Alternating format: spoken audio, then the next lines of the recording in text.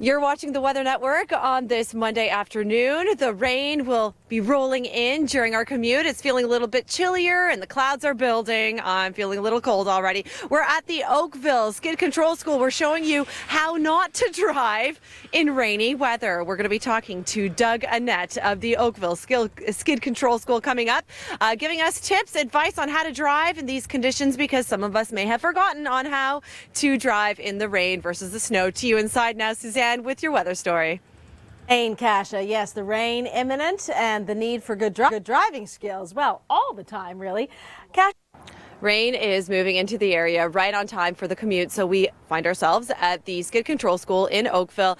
Doug, could you give us some general tips, some advice on driving in the rain? Because, of course, so many of us are used to now watching out for the snow. What about the rain? The snow is obvious. Okay, so adjusting speed, obviously, that would be number one. Anything else that we really need to be conscious of? Obviously, you got to be able to see. If the rain is coming down hard and you can't see very well ahead, you have to adjust your speed again for how far you can see ahead. Looking into the spray that's kicked up by other truck tires, for example, is a vision hazard. Excellent. So we'll get some more tips throughout the show from Doug. To you inside with your weather story. Well, rain and snow, how about that, and winter storm warnings. But to the Oakville-Burlington border here, just off the QEW, where obviously the evening drive home is building. So again, we do have that rain rolling in for your commute home, so give yourself some extra time. As the rain does arrive, we're expecting it around the 5-6 o'clock hour, and again, Suzanne has more details on that. Meanwhile, the further west you go, the cooler it is. So it's about 5 degrees here, but Pearson is closer to 8 degrees, 9 in Oshawa. Why? Well, to you inside, Suzanne, with that answer. Oh, that pesky wind, eh, Kasia? Taking a look at what's going on. You're watching the Weather Network, and we're talking about the rain that's rolling into the area for our drive home. Hydroplaning is always a concern, especially on the Gardiner Expressway, where I always hydroplane. One way to prevent that, though, is tires, right? Having the right tires. Doug of the Skid Control School with us now. Doug, what can you tell us about that? You have to have enough tread depth to make the tire squeeze the water into the grooves. Sure, which can clearly be so dangerous. Okay, we'll talk more with Doug throughout the show. To you inside. Oh, Kasia, that sounded good. You had me there. Summertime fun.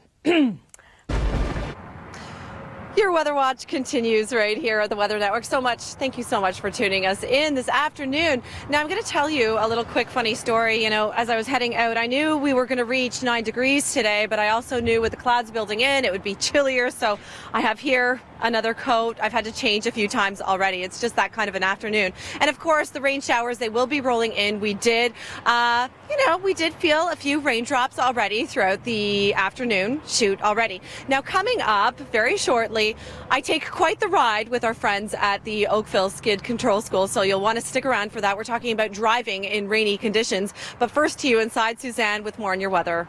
Kasia, are you doing stunt driving for us today? Sure am. You don't want to see it? Is appointment television. Thanks, Kasia. All right, well, stunts and tricks. Let's hope that. We're talking about safe driving in rainy conditions. And you know, it comes down to your tires as well as your control, obviously. But tires and tread are so important. There's a great Canadian trick that we can tell you about. Doug, tell us about that. All you need is a quarter. You can take the caribou's nose, and I'm inserting it in this full depth winter tire, and you can see the caribou's nose disappears down. Okay, got it. So when you see the nose of the caribou, that's when you need new tires. All right, not to be shaking my finger at you. All right, let's talk about that weather situation. To you inside. Tips and tricks. I like it, Kasia. Thanks so much. It's 5:14, heading to the afternoon drive home show happening now here at the Weather Network. Not quite impacted by the rain showers that have begun already, at least for this stretch of the QEW. It is a little on the chilly side. Temperatures, they are dropping a little bit more with that cloud cover. So yeah, I am wearing my winter jacket. I did have my spring coat with me earlier today. Earlier I could have gotten away with it, but now it is much chillier. Now, speaking about driving though, and the driving conditions in the rain, we did catch up with our friends at the Skid Control School in Oakville. And when we come back, I will take quite the ride, and we're going to show you what not to do when it comes to driving in the rain. Suzanne? What not to do. Stick around for that. Thanks, Kasia. Out in the dry and rather nasty looking field. Let's just call it for what it is, right? Have you been looking at your Sure, it's not snow, but rain, especially when it's heavy, can be just as challenging on the roads.